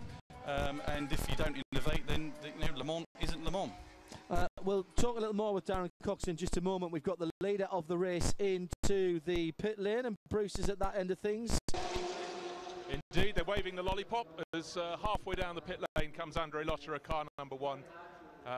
As Nick pointed out earlier, of course, they used to have the advantage of a clear garage just beyond their trio of pit garages, but they got their cycle right. They're bringing them one at a time, which was difficult earlier. Again, now let's see if we're going to have a driver change. No, it looks though McNish's example is being copied. They're just cleaning the screen, cleaning the lights, sticking that diesel in. Doors closed, so Andre Lotterer is going to be staying in the car as we expected, or certainly after that early safety car period. It's easier for the drivers to do a quadruple stint, and off he goes. Joe Bradley. The problem with the number 7 Toyota car, as bemusing as it looks to us, is equally as bemusing to the Toyota engineers. Either that or they're not telling us. But I've just been speaking to the team, and they're looking at all the data and all the information that's coming off the car, and right now they haven't quite got an explanation for why that car has been slowing and then speeding up. Okay, Joe, thank you. Powered by Nissan Pit Lane team. Car to come to races like this and racing in GTE. We'll get to what you unveiled on Friday eventually, but lots going on down in the pit lane, and Bruce Jones is there for us. What do you have? Car 28 has been in and out of the pits. I've just grabbed Keiko Hara. What's the problem with the Lola? I think now we have a big vibrating problem, and I think front suspension is a problem. But earlier on you came in and checked the back of the car about half an hour ago. What was that for? The same thing, or? Yes, for safety, and I checked 3 times, but even though we can't sort out, so we fixed. I think we will take quite a long time, but we decide to fix all the Thank you, Keiko Hara, car number 28. When you just have to know, ask the Nissan Pit Lane team. In the pits, in the paddock, in the know. The Nissan Pit Lane team. Nissan, we know sports cars. So come on then, the thinking behind Garage 56 for 2014, Darren. Again, it looks conventional, and what's going to be under the skin, because clearly it's all about zero emissions, at least on demand. Yeah, again, what Le Mans all about, as we just said, it's about innovation, and Garage 56 really is part of that innovative spirit of Le Mans. It's been here since the beginning of the race, including things like disc brakes that keep getting quoted, but also let's not forget hybrids, diesels, etc. So it's great to see Ferrari racing here, because they can show off their technology in their road cars that they would race on the road. It's great that Audi could come and talk to people about why diesels are also an alternative for performance cars, hybrid, etc. Well, on the road we are the leaders of electric vehicles, so what makes very good sense is us to come here with something that's got parts of electric vehicle technology underneath the skin, and it's actually quite obvious. It's also not just about technology for its own sake, though, Darren, because this is relevant technology. We've had this conversation before, but am I right in saying that the new Garage 56 Contender will use the same battery pack as the current Nissan Leaf, which is your electric vehicle? It will use the same battery technology, not the same battery pack. Obviously, we're actually trying out different variants of battery size, motor size, what we do with the drivetrain in general, so we can't give too much detail at that, because we are trying all the different variants of that. We've got the simulations on drivetrain. We know what should work, but we're going to try that, because nobody's done it before, what we're going to try and do, and more of that as we go forward. But certainly it's a new way of looking at things, and it's very exciting for us to come to this race next year with a drivetrain that's completely brand new, and also look towards the future and see if some of that technology can be put forward into a program in LMP1 during the coming years. How advanced is the planning for this? When will we see the actual car, and when might the public see it run? Because I should point out, if you didn't watch it, it's on the Nismo TV channel on YouTube, and this car was unveiled live here at Le Mans, #fans first, rather than inviting a whole load of journos somewhere swanky to do it. I mean, that was quite remarkable. So when will us fans see it running first? We've got a nice surprise up our sleeve, as always, but we will run the car first on electric power only, so without actually any other parts of the drivetrain in the car. So that will be something really to see. We'll show people that actually electric technology can be very, very exciting on its own, and yeah, we'll do that before the end of the year. Before the end of the... So, turn me on mic up now. So did you turn me down there, just so you could have your own... Yeah, snuck in, yeah. Very good. We've got Corvette off there, John. Oh, yes, we have. Now, Ollie Gavin did that a couple of laps ago, but that is one of the Labra cars, and I think that's the 70 car. It is the 70... Oh, no, it's not. It's the 74. My apologies. That is Tommy Milner in that car, in one of the works cars. It's clearly getting very, very difficult out there on the early part of the lap. The camera lenses are covered in raindrops. Windscreen wipers going now for Tommy Milner, but it's not giving him any extra grip. So sorry, let's just run through that again, Darren. You were saying, so that car we will see running. Yes, it went off as well, John. I know we've got a bunch of people going rally crossing now. Now, let's talk about that. Yeah, that's going back to the heydays of Linden Hill right there, isn't it, Darren? So we'll see the OLED running before the end of the season. Is that what you're saying? We will run the car for the fans on electric vehicle only before the end of the year, yes. You've got a whole host of activities around the weekend. There was some karting going on earlier in the week for the fans here at Le Mans. It's been a really important part of your commitment to Le Mans over the last, 3 or 4 years now, that you aren't just here doing the things for Nissan and putting Nissan stickers on things, but you are relating and having the fans relate back to you. Well, I think, yeah, before the excitement of the rallycrossing, we were saying about how we launched the car. We actually launched the car, as you say, in the village. So we had a press conference. The press saw what the fans were seeing first. So the fans were the first to see the car in the village, and then the press were in a separate area, and they unfortunately had to listen to me talking about the car. So, you know, it is about fans first. That's what this race is all about, and we're very happy that we can bring some added value to those fans. So if you're here on site, go down to karting. We've got the Nismo fan zone down there, where you can do lots of different things, all the way up to winning a prize of helicopter flights this evening, but also going through what we call the Nismo lab. So this is to see if you're fit enough and you have reactions good enough and the right brain to become a Nismo athlete, and you can actually have your brain scanned. I've not got on that yet, John, because I'm not quite sure what we'll find or not. Hang on a second. The responsible adult is turning down my mic so I don't say anything that might jeopardise the support of Nissan in the future. Yes, God, you threw that one up for me there, though, didn't you? Yeah, exactly. And the winner of if you go through the lab with 4 of your friends, so 5 people, the winner of who's the best Nismo athlete gets to drive on a base performance simulator and do a lap of Le Mans around there, and then get the chance to, as I say, go in a helicopter ride, have access to some extra spectator standing that's above the new kart track. So really giving stuff back to the fans. Again, we're sponsoring the concert this evening, so get down there when it goes dark. They've got some great bands on down there. So really just trying to give back to the fans as much as possible. And of course, you can see the new Zod RC in the village, but also some of our other products as well up there in the village area as well. So yeah, we're really enjoying engaging with the fans as much as possible, and showing them more of the race than previously. GMW Ferrari spinning right in front of us. That was the howling Ferrari motor that you heard there as the 66 car went around and was absolutely gunned. It's Abdul Al-Falzal who's at the wheel of that at the moment, and he was trying to stop it going. Darren, thanks very much for your time on what I know is a very busy weekend. We appreciate the time that you take to speak to us and keep us updated here at Radio Le Mans, and say thanks to the rest of the team for making us feel so welcome this weekend. Well, I will, and you know, just one thing that hopefully everyone spotted: we had a guy called Mardenborough start the race, which is quite incredible. Fastest of your 3 drivers. That can't have been in the plan, could it? It wasn't in the plan, but we weren't surprised.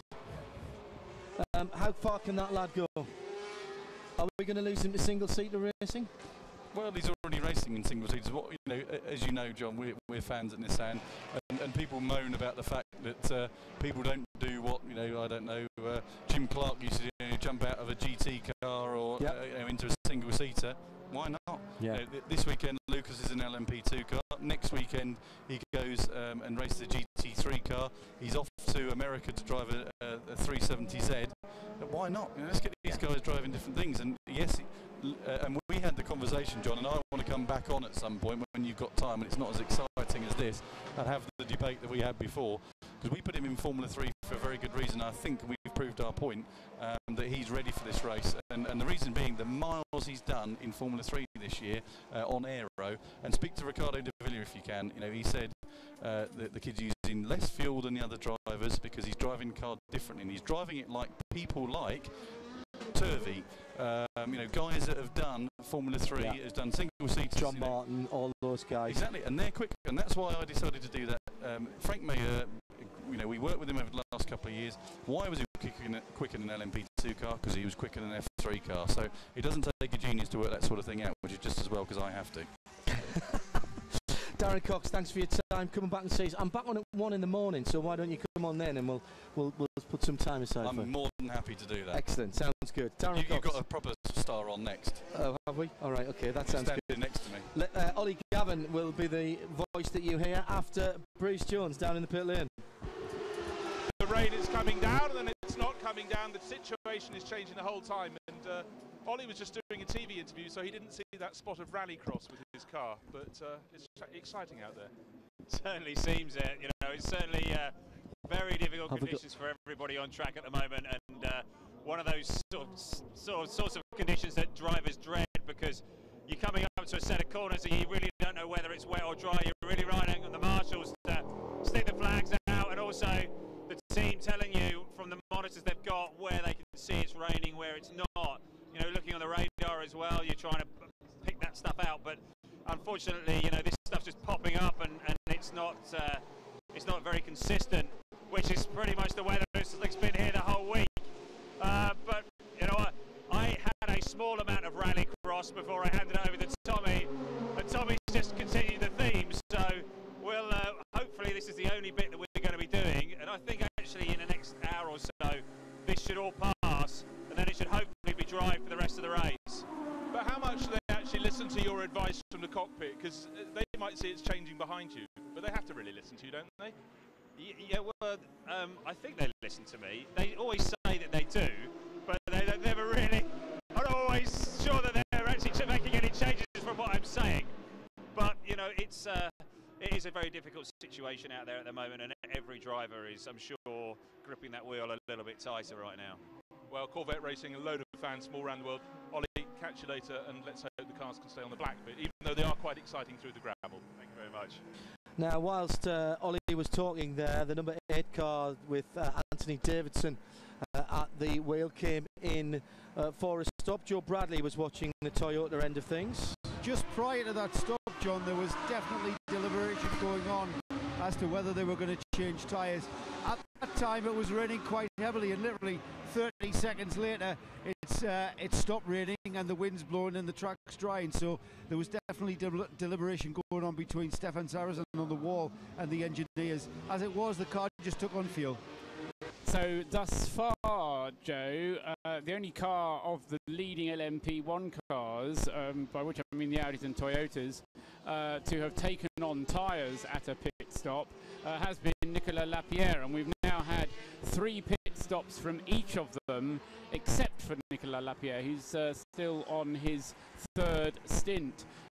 Nicolas will be coming in for fuel, and I would imagine it'll be fuel only for Nicolas Lapierre, probably at the end of his lap 39, which is the lap he's currently on. So Nicolas Lapierre probably coming in at the end of this current lap. As on the screens, I can see we had a puncture, left rear puncture for the IMSA Performance Matmut Porsche, number 67. That one is one of the 2 IMSA Performance Matmut Porsches, and that number 67 currently in the hands of Pascal Gibon as the carcass goes off the side of the tyre, and he's going down to the rim now on the left rear. First of the punctures we've had this year, usually a feature, but I suspect possibly as a result of the safety car running early on, we didn't have so much. We have the class-leading LMP2, in fact first and second in LMP2 into the pits. First, second and fourth, Bertrand Baguette has come in from the lead in number 35. Right behind him, the Jota Sport car of Oliver Turvey. He's got out. Lucas Law has hopped on board. My turn round just the other way. In car 46, the Thierry by TDS car that had that absolutely huge crash in practice is a driver change for that as well. They're super close. We thought LMP2 would be close, and right now it really is. Bruce Jones. It's 91.2 FM. In comes the number 67 Porsche. And yeah, he's done a good job to get that car back, in all honesty. And it looks as though the rear bodywork, though damaged just a little bit, is not too bad. And they're fueling the car, which means, of course, they can't do anything else. Although the TV reporter was pulling at the tyre there and touching the side of the car, which I'm sure the team was absolutely delighted about. So I don't know who that is down there, but he's a complete numpty. Oh, he's working for Eurosport and he's touching the car whilst the car is being fueled and risking the car having a penalty. not one of the crew, in fairness, but he shouldn't have his hands anywhere near that tyre, Paul. Indeed not. What is he thinking of? I think that was Frank Lagos, you know. And even a spectator, if a spectator touches a car, that also will risk exclusion of the car. So, I mean, I hope it doesn't ever happen that you're in a position where you should. But no, any outside assistance of that sort is very severely frowned upon. As Nicolas Lapierre comes in, I'm quite sure this will be fuel only, because remember he changed tyres on his last stop onto those Michelin grooveless intermediates. Trussers is wasted up there, isn't he, really? He should be calling the shots down here for one of these teams, because... Do you not think he is, really? I think... He's got that many screens this year. I think he's taking a bit of extra work on the side, and he's actually running 3 cars from up there. Well, as he was saying that, they were doing exactly as Paul was suggesting. So he's obviously been in touch with the team down here and saying, yeah, just leave the driver in because the conditions are so changeable. The driver knows exactly what's happening out there, so just put fuel in this time, guys. And as Paul was describing that, that's exactly what the number 7 car was having done. Even though Alex Wirtz has got his helmet on at the back of the garage, he obviously hasn't got a connection to Paul Truswell, so he's wasted his time there. Hugh Chamberlain has joined us and stands slightly off to my left here as the number 12 Rebellion is in the pit lane. We'll keep an eye on that. Hugh, welcome back to Le Mans. In fact, it's not Le Mans without you being here. It says so in the supplementary regulations, I think. Well, I think that's probably true, but it's very kind of you to say so, nonetheless. Yes, to be an official race, Hugh Chamberlain has to be here for at least part of it. Spectating today, sniffing around, having a look. I know you love the race. I know you'd be here whatever was going on, but is there a particular reason for you being here? I think the answer is yes to all of those. Yes, I'm here sniffing around. Yes, I'm here hanging about. I was looking for Le Mans Plage, but it wasn't open.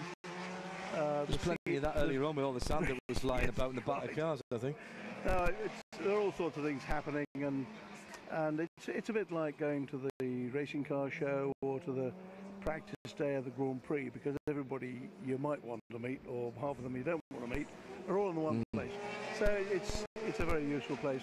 And I won't use that ghastly term networking, but it's close to that. And away from what's happening on the track, we have got a British and Irish Lions victory to talk about against the Australians today, which I forgot to mention when Paul Ryan was in here a moment ago. Well, we have, and I got about 5 texts from a Welshman who kept on reporting how well the Welsh had done and how badly the Australians, and particularly the referee, he wasn't happy with the ref.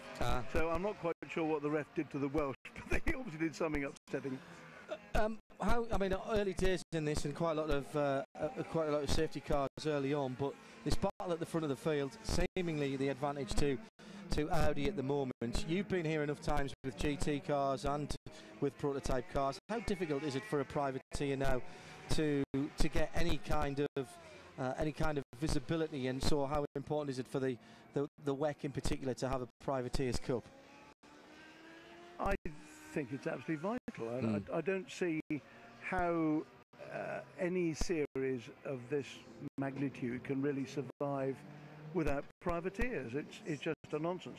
It's very difficult if you get into LMP1 because it is so expensive, and obviously it's going to be extraordinarily difficult to compete against an LMP1 manufacturer.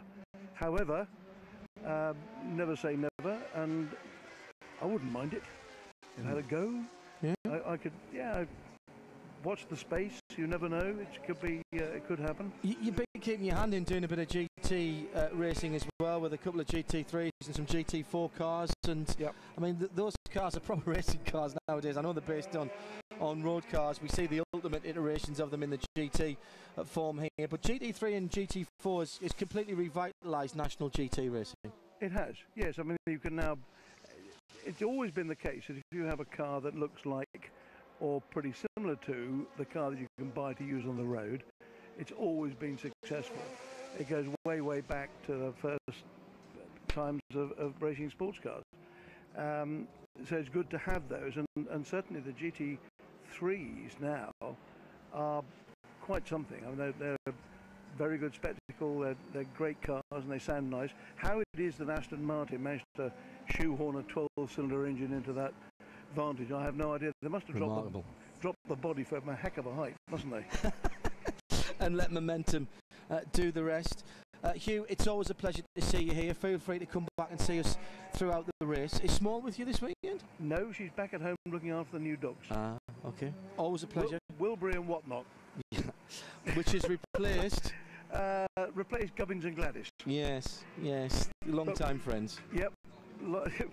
Yes, sadly, Gubbins and Gladys both keeled over last summer, and we now have Wilbury and whatnot. I love it.